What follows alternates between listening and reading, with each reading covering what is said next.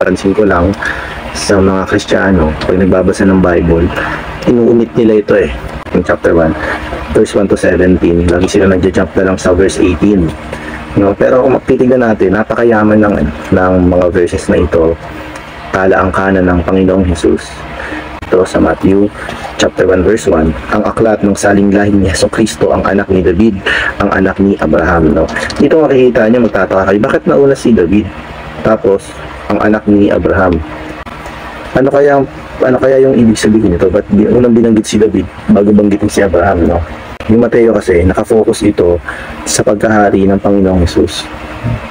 Kaya dito, unang binanggit si David kasi si David yung hari.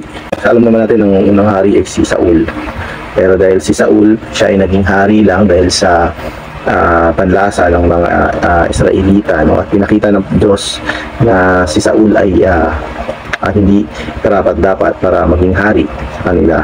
Kaya si David ay tinawag ng Diyos para maging hari noong panahon na yun. Alam natin na sa binhi ni David may tatayo yung pinanahan ng lugar. So in your seed, yun yung sabi ng Diyos kay David. Si Abraham naman, si taong pinili ng Diyos. Yan. So sa kabila ng pagkakamali ng tao, sukdulan na no? Yung sa pagkatisod, ika-4 na pagtisod ng tao, yung sa Tower of Babel, no?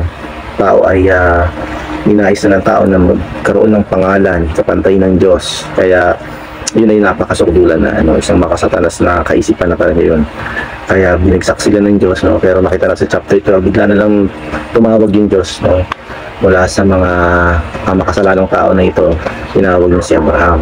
Si Jesus, hindi lang siya mula sa angkan ng mga hari, kundi siya din ay wala sa angkan ng tinawag. Ayan. Verse 2 tayo mga kapatid. Sabi dito, si Abraham ang ama ni Isaac at si Isaac ang ama ni Jacob at si Jacob ang ama ni Judah at ng kanyang mga kapatid na lalaki. Gusto ko dito bigyan ng emphasis si Judah. Sa Genesis chapter 49 verse 8, makikita natin yung kapalaran ni Judah na maging hari. Kasi yung nasa deathbed na si Jacob, binigay niya yung kapalaran ng mga maging anak niya, yung binless niya yung kanyang mga anak. So yun, nakita natin na siyempre si Reuben na wala sa kanyang pagkapanganay dahil sa kanyang pagkakamali.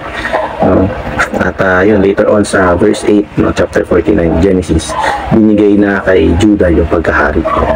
Kaya dito, sinabi dito, si Jacob ang ama ni Judah at ng kanyang mga kapatid na lalaki. Merong pagtatangi dito kay Judah, isang pagpapakita na yung pagkahari na minana ni Judah ay nakapaloob din sa kalangkanan ng Panginoon.